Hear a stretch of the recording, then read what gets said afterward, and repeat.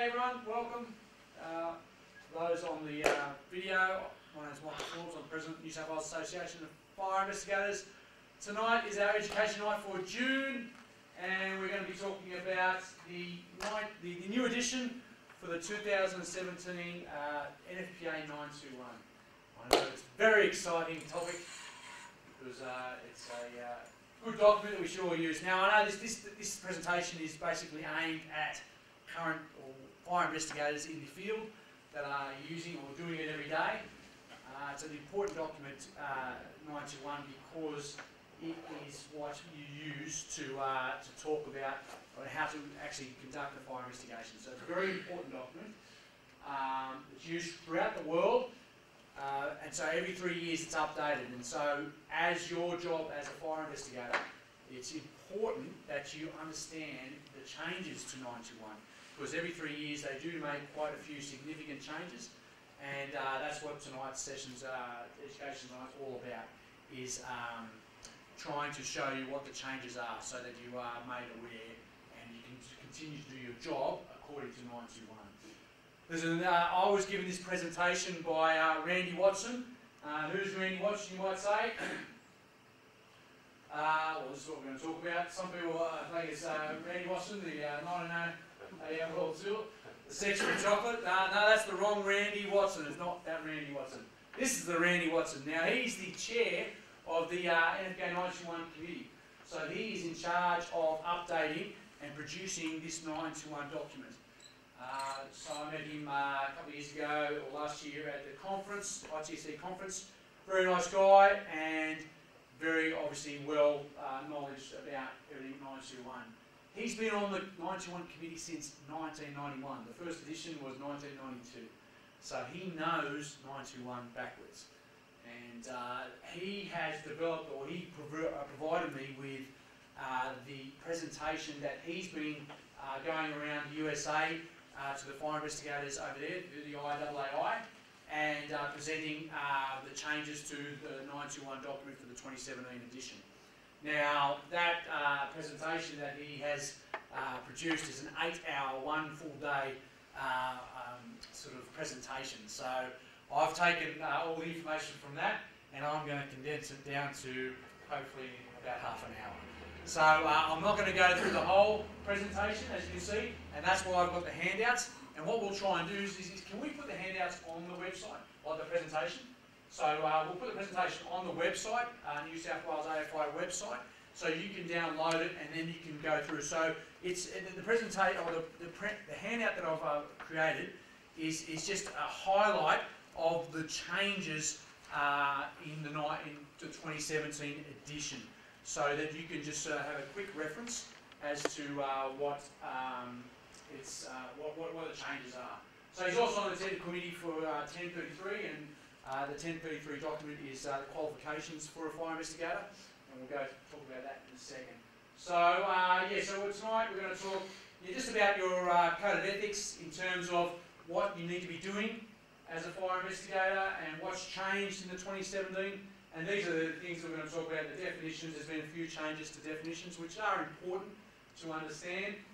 Chapters, there's a lot of changes in different chapters which we'll just touch on briefly, and I'm just going to fly through them because there's a lot of chapters that have changed, and I'm not going to be here to bore you with exactly every change in the document. There's been plenty of them. Talk about the 2020 edition, because there are some things, and I'm surprised that some of our canines aren't here. There's going to be some canine chapter in the 2020 edition, which is very exciting for all those doggies out there. And yeah, 2021 1033 edition is coming, and where you can buy it. And the actual book is, as you can see, if you have the 2014 edition, it's a bit thicker. So it's a little bit thicker. This is the edition here. So let's start talking about it. Mike, yes. Pass that around, please. Oh yeah, sure. So it might not get back to you, that's okay. It's better get back to me. Fire Rescue spent a lot of money on this new editions, and we're accounting for them this time. Every other edition we seem to lose a copy here and there, so not this year. So remember that, and we had the presentation from Ross in February about the differences between 1033 and 921. So 1033 talks about the qualifications and the requirements for those qualifications, whereas 921 is the methodology in terms of, 1033 sets out what you need to have as an fire investigator, whereas 921 tells you what you need to do. So there's a difference between the two documents, and this is when every time they update 921, things do change, and you've got to be made aware of that. So methodology changes. Technology is a big thing that changes. So as a good and competent fire investigator, it's in your interest to maintain that knowledge and to know what the changes are. Okay, so 1033 is the requirements, and 921 is how to, the application. Now these two documents are an integral part of the certifications that both NFPA, the National Association of Fire Investigators, and IAAI have in their certification. So the CFI, the Certified Fire Investigator, and the Certified Fire and Explosion Investigator. So these depend on 921 and 1033. So you need to know what the changes are if you're going for these certifications and you're looking to become a CFI or CFEI. The changes will be part of the examination process when you go through it. So some of the things that have changed, and as we'll go through, this is going to be highlighted. This part, concepts presented at the elementary level. Okay, so this is what you need to know. Is 921 is, okay, you need to know these basic subjects. There's 16 subjects. So 1033 says there's 16 subjects that you should have a basic knowledge of at a high school level. And you have to maintain that knowledge and be up to date in it. And this is what this book will do. So as a fire investigator, you should know this book and should use this book, and that will maintain your knowledge at the high school level. And by reading it and using it, you will maintain that, and that's part of your keeping up to date. And that's what the Code of Ethics says. And it's the same Code of Ethics on the IAAI as is the New South Wales AFI. Okay, regarded as our duty to avail ourselves at every opportunity to learn more about our profession.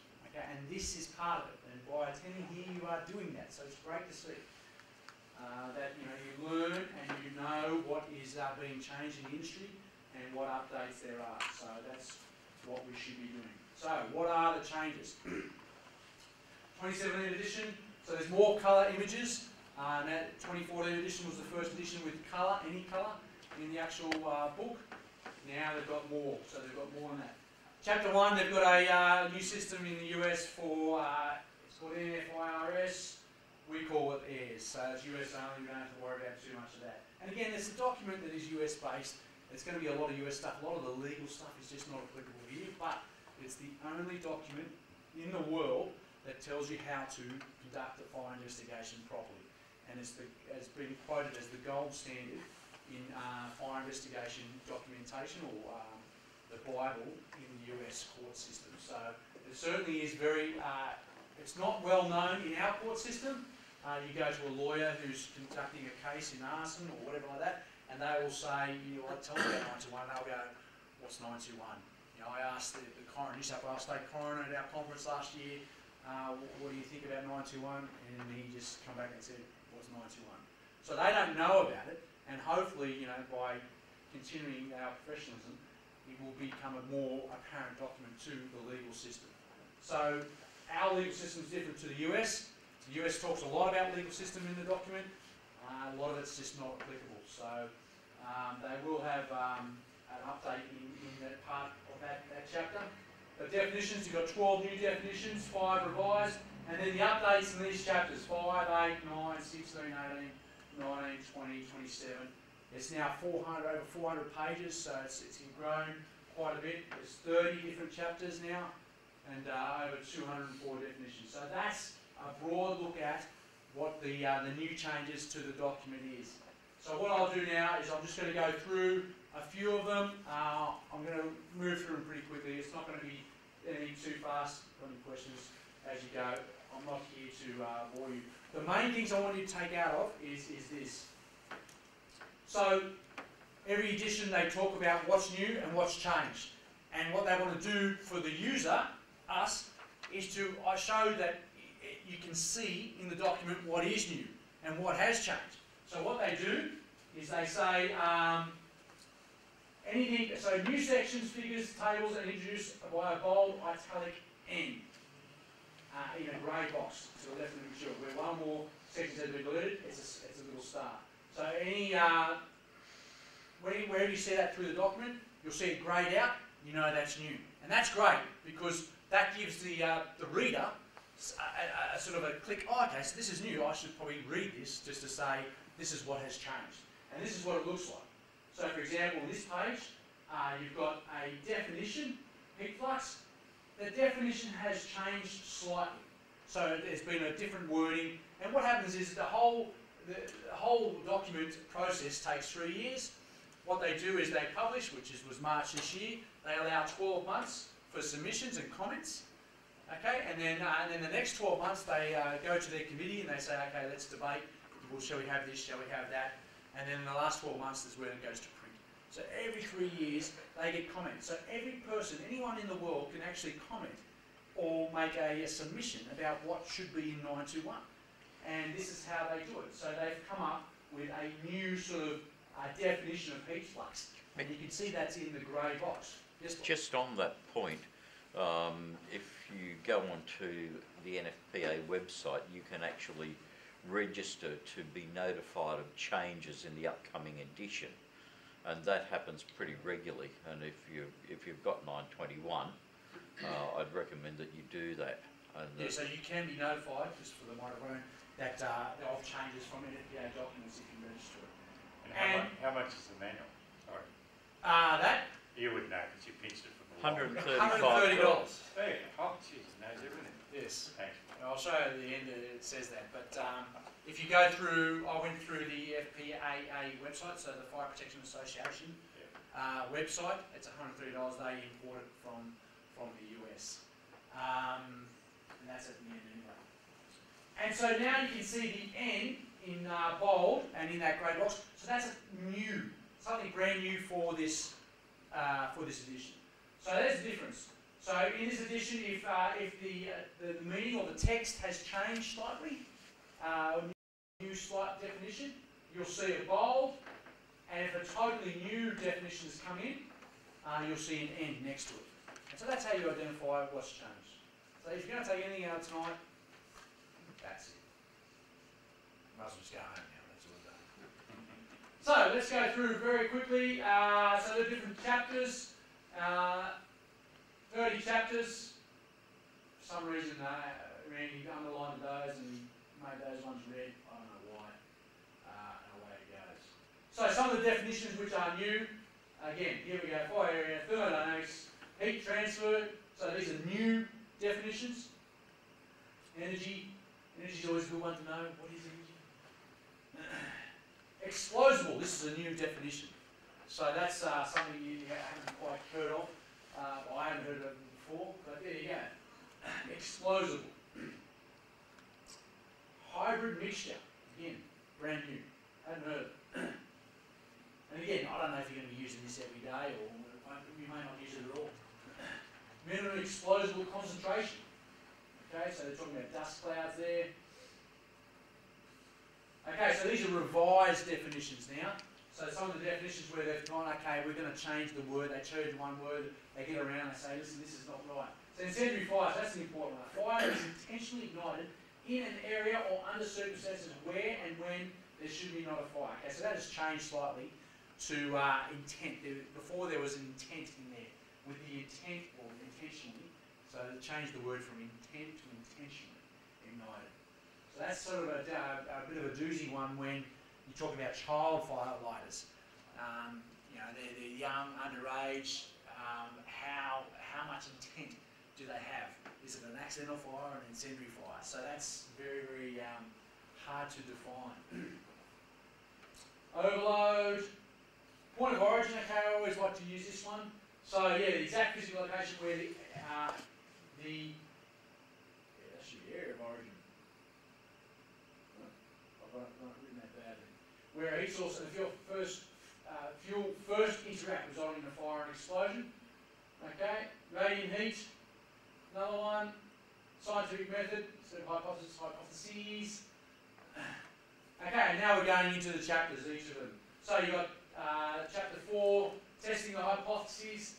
Again, this is a good one where you want deductive reasoning.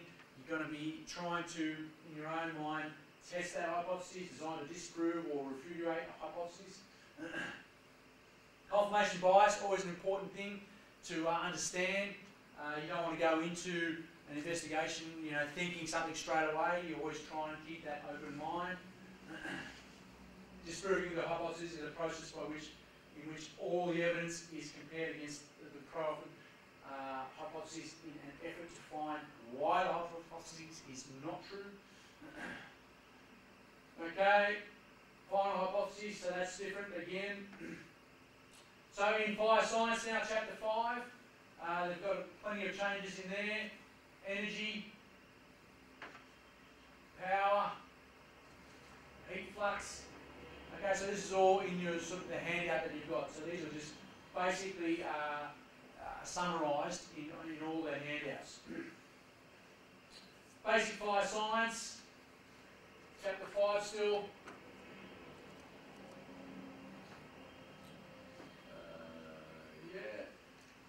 Okay, so this is another diagram which has changed over time. One thing that when we had the conference last year, Steve Carman sort of spoke about is when a room or a compartment goes to flashover, what's actually happening inside that room. Everyone thinks that the flames is all burning and everything's burning, but they've changed this slightly because in this area here, right at the back, there's no oxygen. So how can you have a fire where there's no oxygen? The flames, you look at stand outside and you see flames coming out of the door and things like that. But inside that actual room, there's no oxygen, so there can't be any flames. So it's just pitch black, and the fire is at the front where all this area is here. So they've changed the diagram to make that sort of better understood.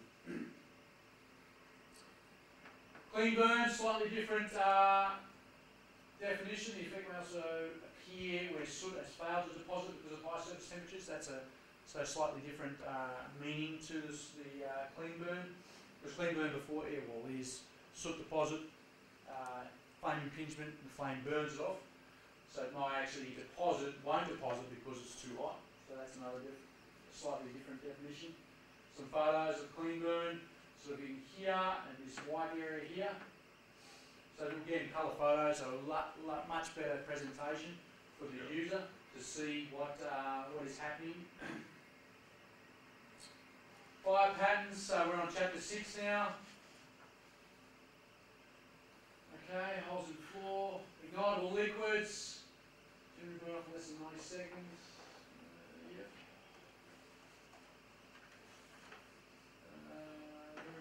Yes, again, more changes. Now they're on chapter 8, fire protection systems. And again, there's a few more changes here. Again, our ground fault circuit interrupter. What's that? Arc fault circuit interrupter. Again, it's all new. And we have those photos in, I don't know what they are. So, installation. Okay, chapter 9, electricity, some changes. And again, there's a lot of information there, and that's why I just printed the handout so you can read them later. Okay, so some more photos.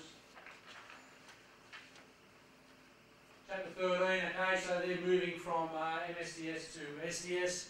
So just a safety data sheet in the US. I don't think it's changed over here. I really don't know if there is any changes. Okay, they talk about private sector, how they plan for investigations. Documentation is always important. Photography, note-taking, how it should be done. Exploded view, showing dimensions, and again, use of that exploded room diagram. So they've brought that in.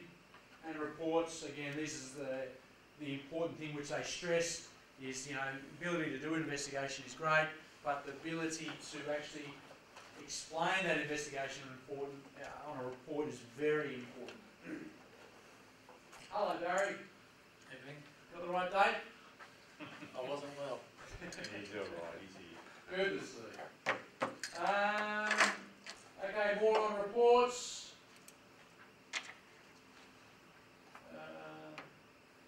Very good. So origin determination, again, this is chapter 18, 19 and 20, very important chapters.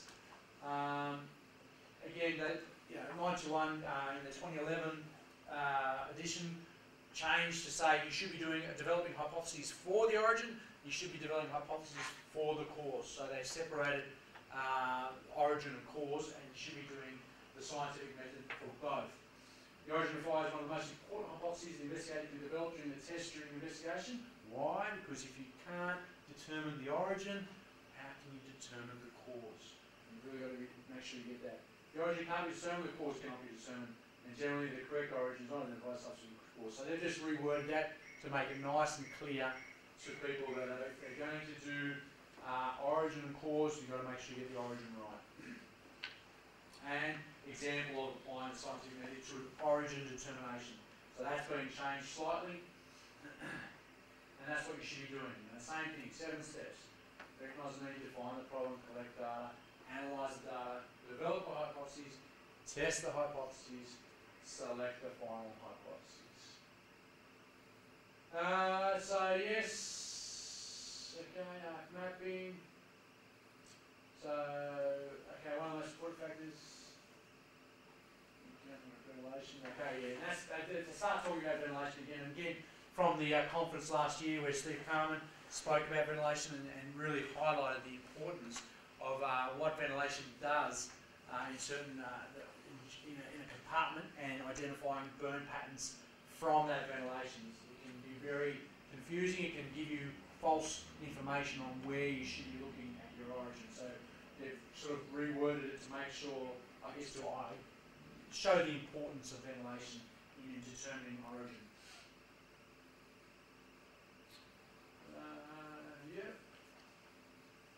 Analyse the data. Calcination, so they've come in with a bit more information about measuring depth of calcination. Again, something that I don't do. It's very specialised, but there's a photo here. And calcination is just the loss of moisture in plasterboard, and that whiteness that you may see. It's just it's like a clean burn, but for plasterboard. And they've got some photos here where you can actually measure the depth of it. Same with the depth of char. They're saying it can be some type of relevance. I don't carry these little things around. I do other stuff. Fire dynamics, still on chapter 18. There you go, they've quoted Steve Carman here as well, so he's very, very knowledgeable in this field. Okay, one of the other things that they have introduced and talked about is an origin matrix. And this is something I've only just discovered in the last few months. A guy came up with a way of developing what fuel you have in the room and what heat sources you got in the room, and whether they have come together. And you just, it's a good way of testing your hypotheses. And it can be used quite well. You use a colour scheme, it's like an Excel spreadsheet, and it is quite, it can be quite useful, especially in your bigger cases where things like fatalities and things like that, to really sort of give your hypotheses more strength and more weight, to use a sort of origin determination, an origin matrix.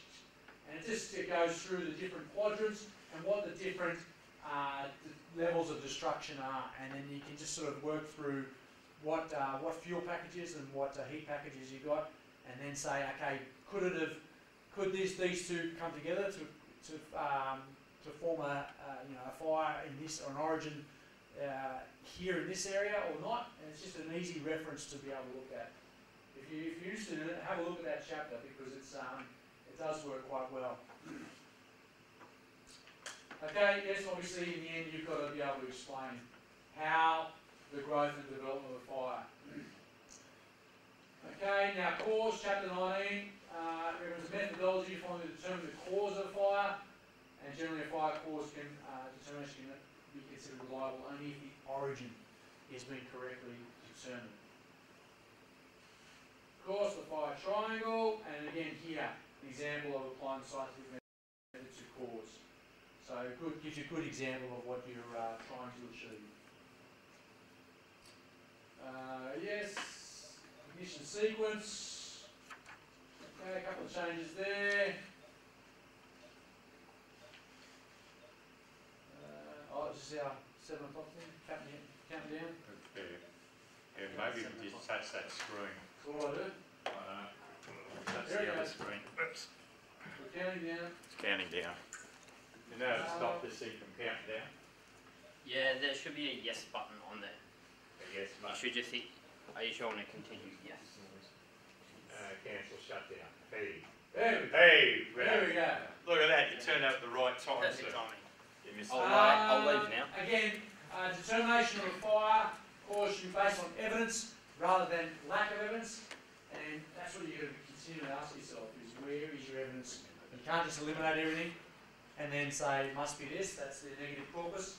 They do talk about negative corpus on that. Facts. Okay, and this is I use this quite a bit. Whereas there are certain conditions or certain examples you can use where you have identified the origin, or you have identified an area of origin, but you can't identify a point of origin. There are certain examples that allows you to save a fire. And these examples are, well, liquid's present, laboratory comes back. So you've got petrol everywhere, but you don't know where they've lit it. Okay, you can say that it's a hypothesis of the incendiary because you've got multiple seats, you've got trailers, or you've got ignitable liquids. So even though they talk about if you eliminate everything, else, I've eliminated accidental, I've eliminated natural, therefore it must be deliberate. I mean, they're talking about negative corpus there. You can't really say that. But if you've got petrol and the laboratory comes back as positive, then you can. So it does talk about that. Phosphorus and orange producing, yes. Okay, very good. Some more changes in 19.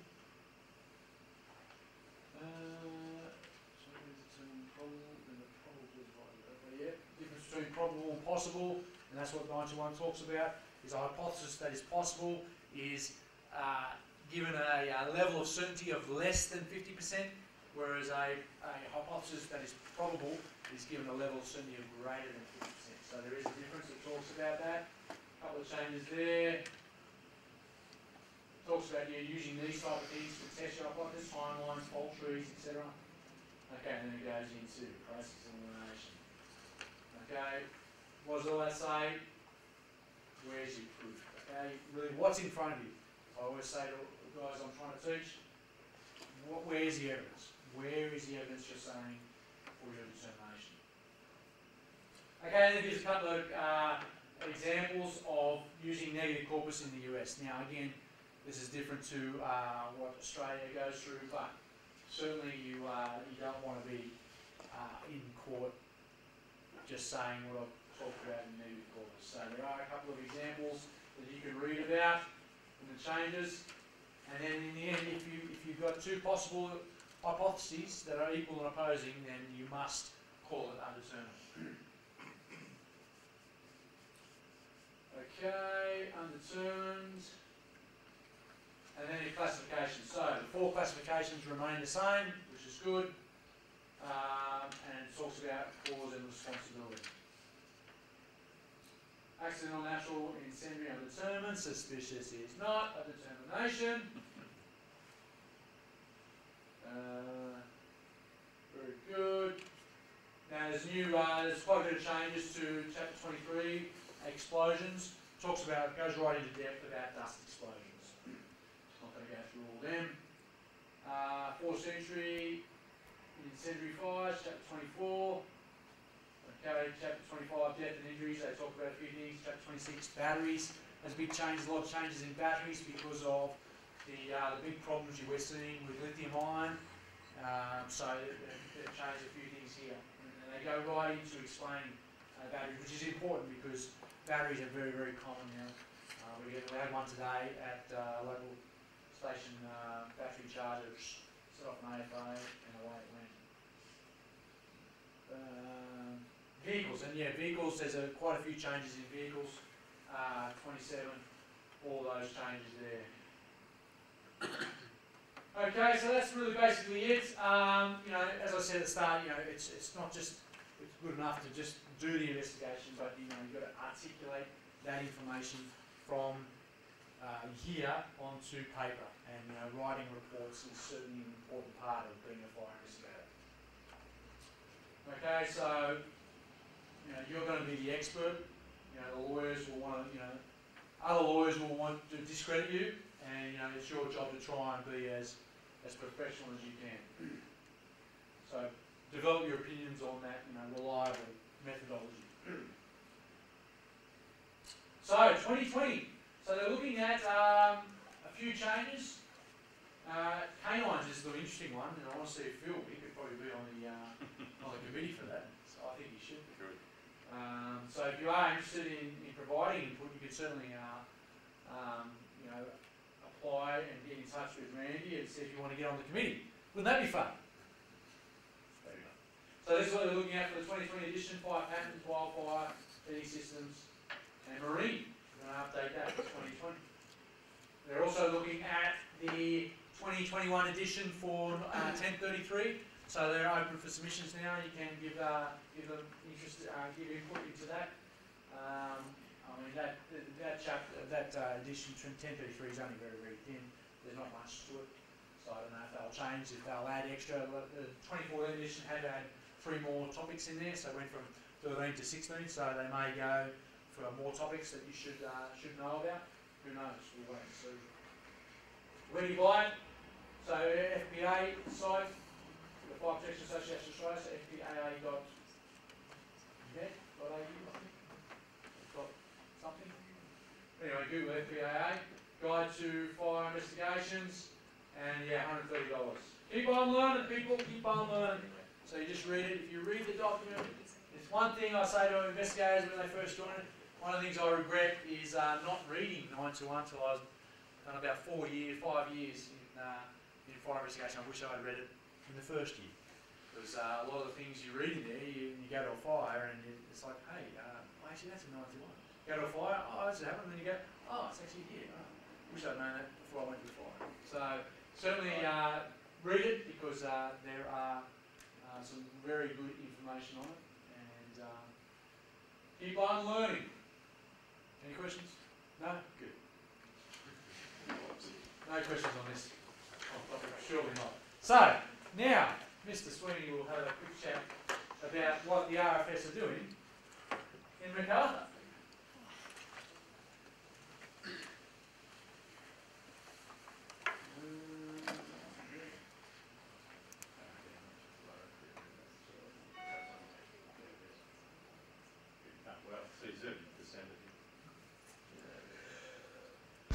Where do you want me to stand for that?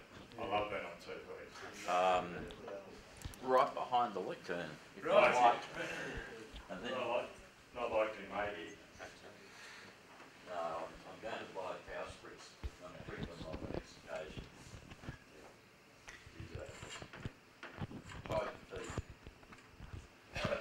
Thanks, Michael. Actually, I just want to reinforce what Michael said about reading before you actually get in the field, and when you're in the field, go back and read the books. It's so important. A bit of background on me, so some people have met me. I've been retired for 5 years, so that's why I look so relaxed and travel overseas every year for a month.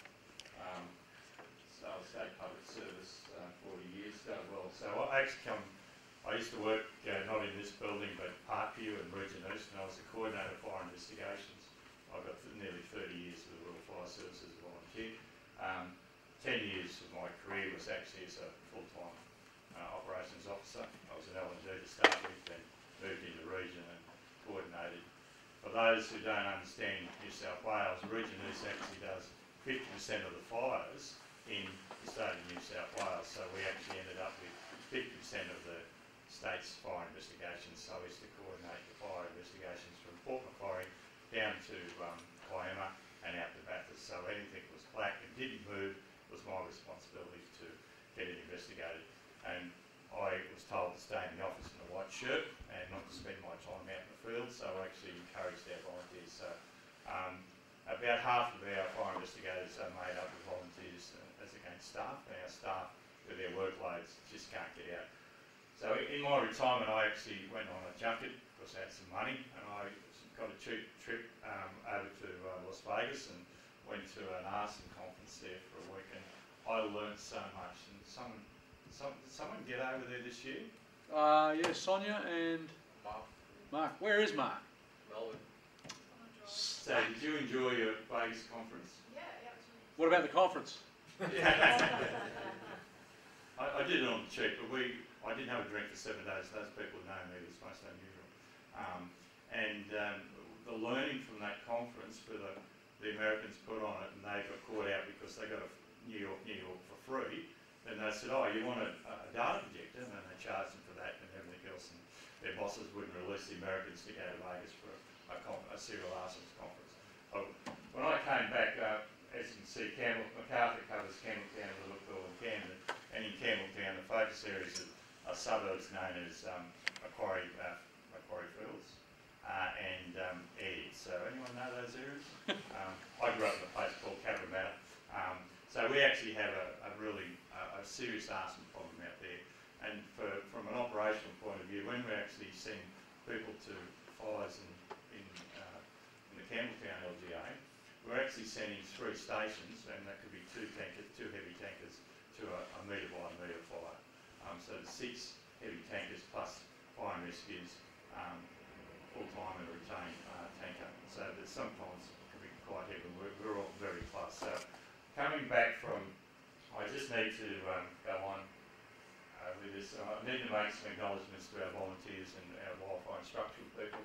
The support that I get from our zone staff, you know, if I need something, they'll give it to me, you know, because we actually do the work for it, which is a battle within the service, Rural Fire Services, actually, you know, fighting for the dollars sort of thing.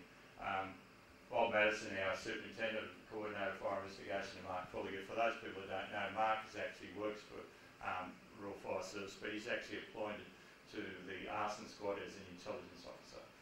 People don't think Mark's got much intelligence, but that's obviously not correct. But they do a lot of work for us, and they're our 2 people. I get great support from the Campbelltown LAC and Green Valley and Camden local area commands, and support from the Arson Squad. And I know there's quite a few people in the industry, not only just RFS people, but the Arson Squad do a wonderful job, and they can actually be running, we were saying for the conference last year, 20 cases that are court matters, not just incidents, they're 20 court matters, so it gets fairly busy with the work that they actually do. And they support the local area commands. So there's a couple of little tips, and maybe some people might want to use some of these tips as they go on. So what we actually do, over the last 5 years, we've had a lot of arson fire activity. I just pulled some data out. 40, these are actual practical real fire investigations, not the total number of calls. Okay. So when we looked at the figures in 13, you know, 40 fire investigations, and they're the type of fires we're actually seem to be getting ourselves involved in. It's just a little, you know, scrubby grass fires, not a great thing, no property endangered normally, but for that top one, we've possibly had 6 heavy tankers responding to it, plus fire and rescue, you know, and people say, well, it doesn't cost us anything, but we actually work to figure out when we go to court what it actually does cost to roll a tanker to a job, plus aircraft and things like that. And in these particular ones, on the other side of there is the Army camp, so the Anzac rifle range gets over there, so those things. It's down the base of Georges River, so we get a lot of these nuisance little fires. Pain in the arse if you ever try to get up there and, you know, drag hoses up there to put that sort of stuff back out. So 14 we had 50, 15 41, and 16 we had 50, and this year we've had 3. They're just grass fires. Last year I did 66 fire investigations. fully retired. I do have a life, I have a wife, but because of the skill set, we actually get out and we'll talk about that. So after discussions with the staff, we decided we would target all wildfires in the LGA. So those who are looking at a case study in the future, my colleague down the back down at Nowra, you know, you can't do the whole LGA. So you actually target an area. And this is what I picked up from the travels to America.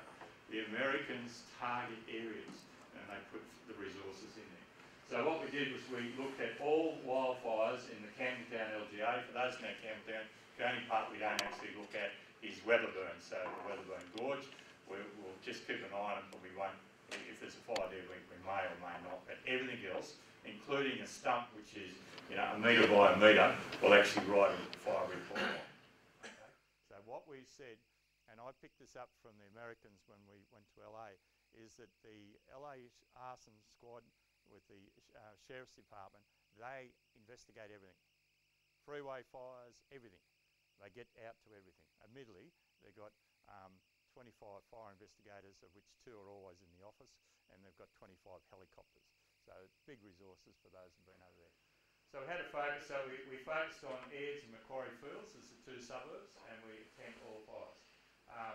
From this, there has been several arrests and several convictions that have actually been recorded. I'm not in liberty to sort of, there's still some actually going through the system at the present moment, as you all know. So we work closely with the 2 LACs, that's Campbelltown and Macquarie Fields, the 2 different local area commands. And the beauty about this one, we had no meetings, no talk fests, no minutes, we just went out and did it. So it wasn't just me, it was a team of us that went out there, and we went, and everything was done by email. And the important thing, so this is what we did. So we set up a pager group, so we, you know, like your fire calls, we set a pager group up for fire investigators. You know, there's a fire investigator required, so we actually go in and do those sort of things. So we attended all fires and submitted fire reports. So, you know, these are the issues we actually have. That's Ayers around Cottonwood, so Peckham Crescent, I should say, and the little fires in amongst shrubbies. And this one here, I think there was 4 ignitions, 4 fires, 4 separate fires. Not a real hard thing. The big issue that we actually have to come up with, our fire crews get along and squirt in you, unless you're on top of it and know what you're doing, and this is where your 921s and all the other things, you identify the 4 separate fires, you've got to read the fires correctly, and the mapping of the fires and the things. So what we started, we actually developed between a couple of fire investigators, a little pro forma. It's difficult to read there, but we use Icon as our reporting system. We put that in our name, and we create them as PDFs, and we found them to be vital because have you ever seen those police officers go in the nice little suits and ties? I like getting in our fire trucks, and I've got dirt and stuff all over them. But we don't want the police officers on scene. All they do is pollute our work. So we move on. So what we actually have is we need a police event number. So our zone staff are actually requesting through the Power Police Assistance lines electronically a police event number. All they do is the date and time.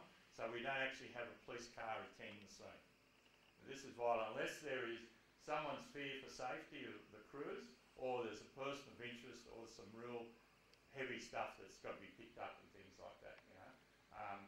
So we're actually, if you know Campbelltown well, they've got a lot of domestic violence, they've got a lot of drug issues, a lot of speeding issues, break and enters and all those other things. It's a waste of police resources sending out to, you know, our trucks and things like that.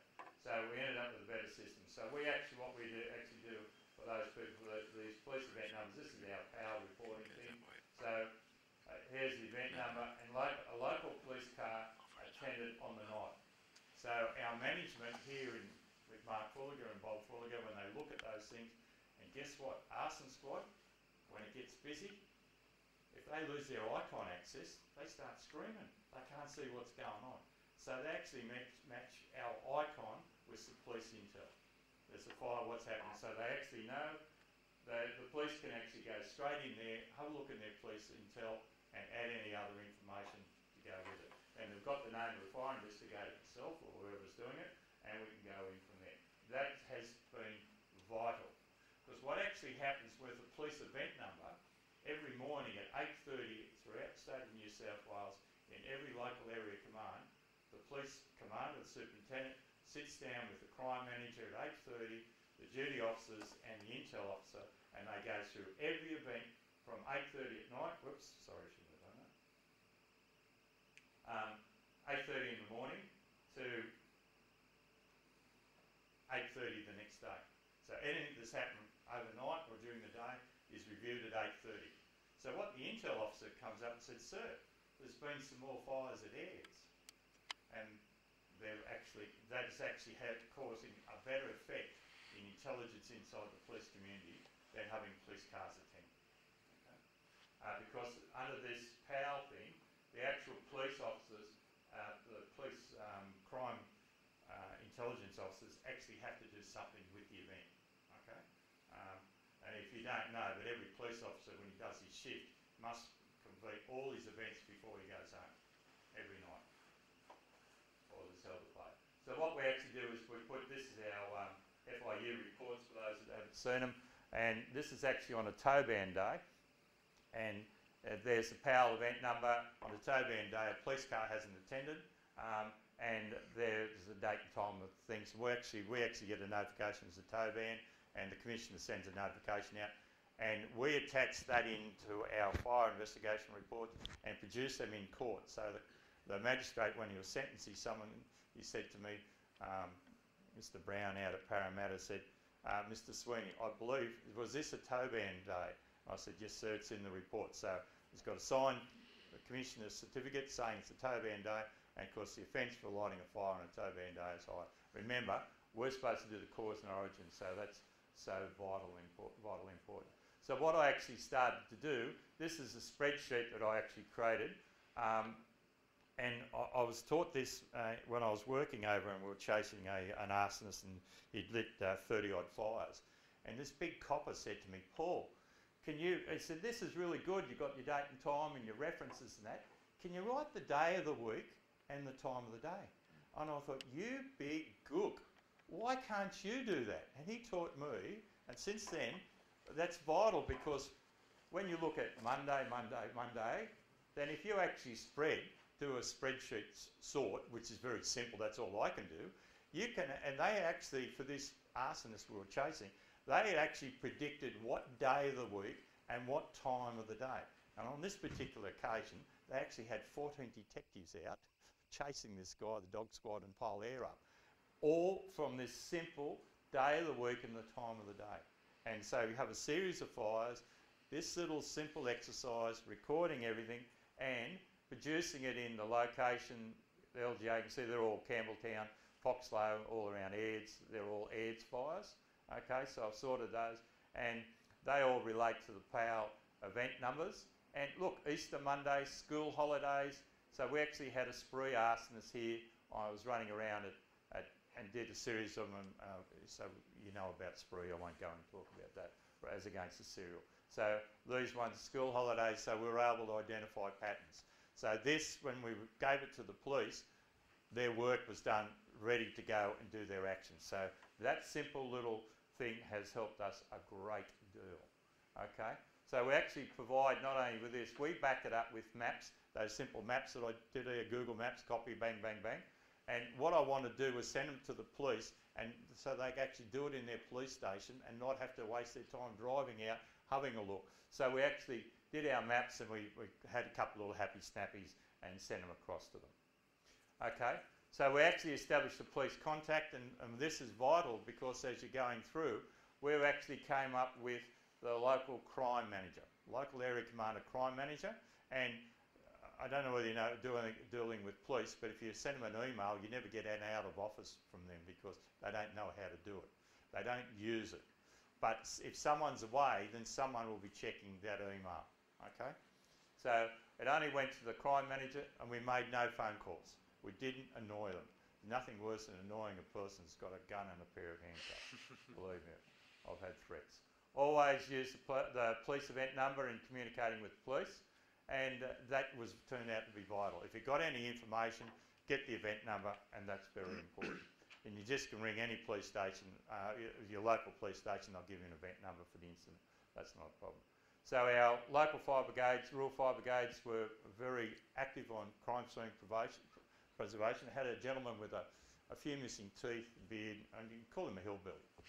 And he pulled up to me and he said, I won't use the words he just said, he said, I listened to your talks, and what he actually did was he seen a guy light a fire and recorded the type of car it was and the rego number.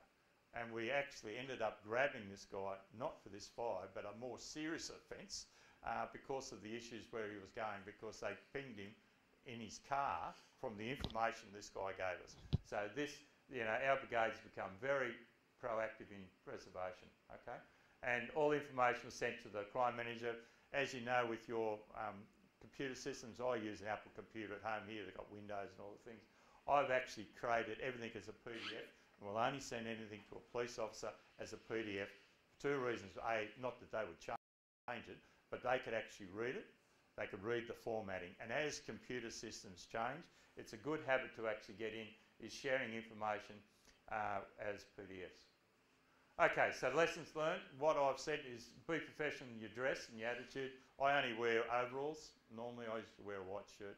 I just wear overalls now. And your attitude and approach to staff and volunteers.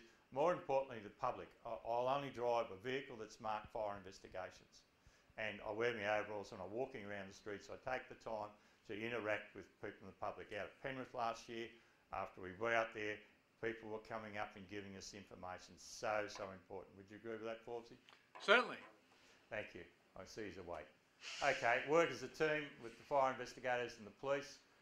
Promptly submit your fire reports, get in and do them. I've been caught sort of doing a job and forgetting and getting back. Next thing, we're going off a little bit. And I forgot to get into that one. So submit them. So the PAL, police assistant lines, event numbers are vital.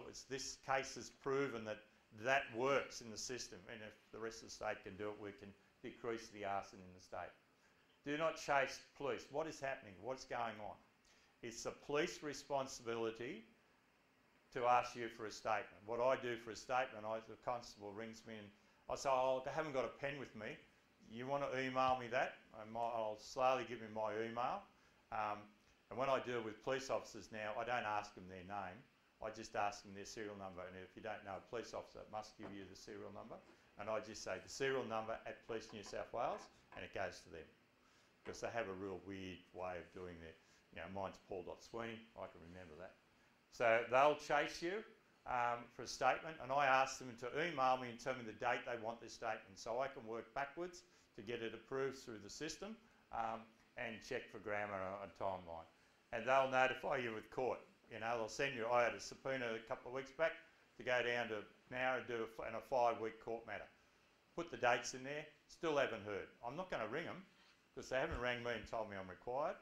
That matter has now been dealt with, so I'm not required. But don't go chasing them. They'll chase you. If they serve you a subpoena and they give you a date, then you attend, or they'll contact you and change it. That's their responsibility. You don't have to change it. Okay, submit. I say submit outstanding police statements. So put a lot of work in it. We did a few at Macquarie Fields, and when we sat down with the police officers with our GIS mapping systems we've got here, the police, they put a GIS request in.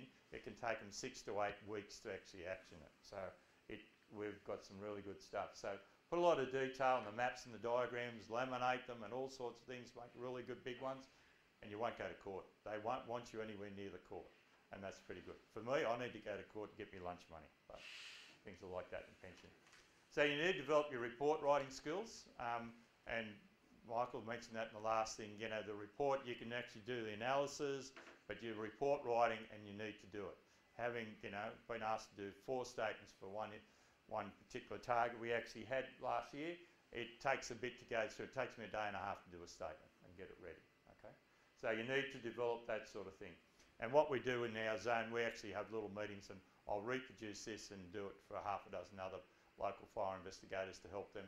We have another fire investigator comes in and shows, well, this is how I do my mapping, and this is how I grab my weather, this is how I do that, and so we do it together so we can help take our time. Having, doing so many that I do, I've got a little system, bang, done.